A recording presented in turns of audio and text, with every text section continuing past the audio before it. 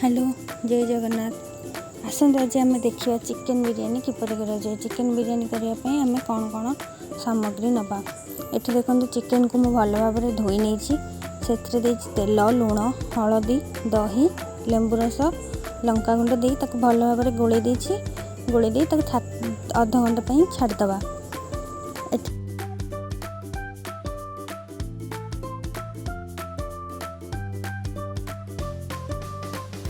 मसला बाटी नहीं मसला बटा मसला नहीं अदा रसुण तेजपत्र अलैच डालचीनी शुखिला लंका को बाटिकी गोटे तार भल भाव में पेस्ट कर ये तेल गोटे कड़े नहीं तेल गरम कर पकड़ चीनी दवा। चीनी मसलार रंग आसापी चीनी अल्प किसी चीनी पकेबा। देखो चीनी कलर आसीगला से काटिकी रखि पियाज को दे भल भाव में गोलैदवा। पियाजर रंग टिके बादामी है से आगरू मैरिनेट कर चिकेन को पकईदेवा। तापर से पकेबा लुण हलदी मसला गरम मसला बाटिकी रखि मसला को दे पियाजर कलर टे चेंज है आम आगुरी मैरिनेट कर चिकेन को से देदेवा। तापर से पकेबा लुण स्वाद अनुसार हलदी चिकेन मसला गरम मसला और बाटिकी रखि मसला को से देदेवा। अल्प समय कषिवा पर से पकेबा आलू आलू को मुझे आगुरी काटिक फ्राए कर आलू पकेबा पर भल भाव में कषिदेवा।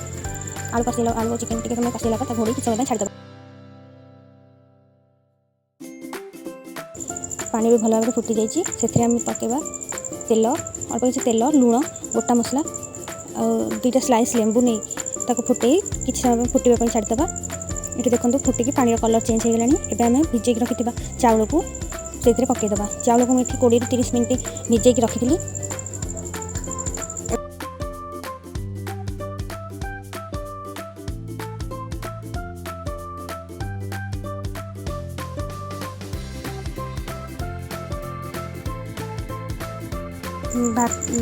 भात हवा सब भितर आम कचम्बर काकुड़ी पियाज को काटी नवा। मुझे क्विक चॉपर साहाय्य गुंड गुंड कर काटी काटिला पर से किसी दही तर पानी लुण लेंबू रस जलजीरा चाट मसला भी आप नहीं पारे देखिए भल भाव गोल रखिदेवा। आम कचम्बर रेडी हो गला।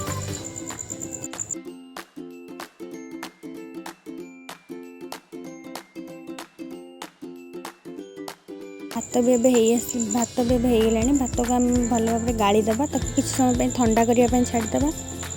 तापर मुझे गोटे मोटा डिश नहीं से फास्ट घी कि तेल आप इच्छा अनुसार मारिदेवे तले मारदे गोटे लेयर से आम भात दे दीचे।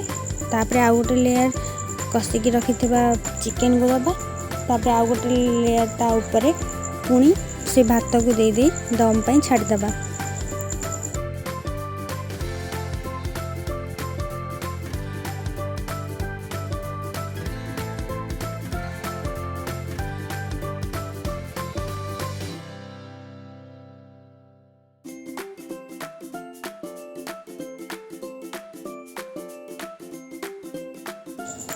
देखो ये 30 ରୁ 40 मिनट मुझे दम दवाई टाइम छाड़ी दम आमर हो रेडी हो गला आमर चिकेन बिरियानी।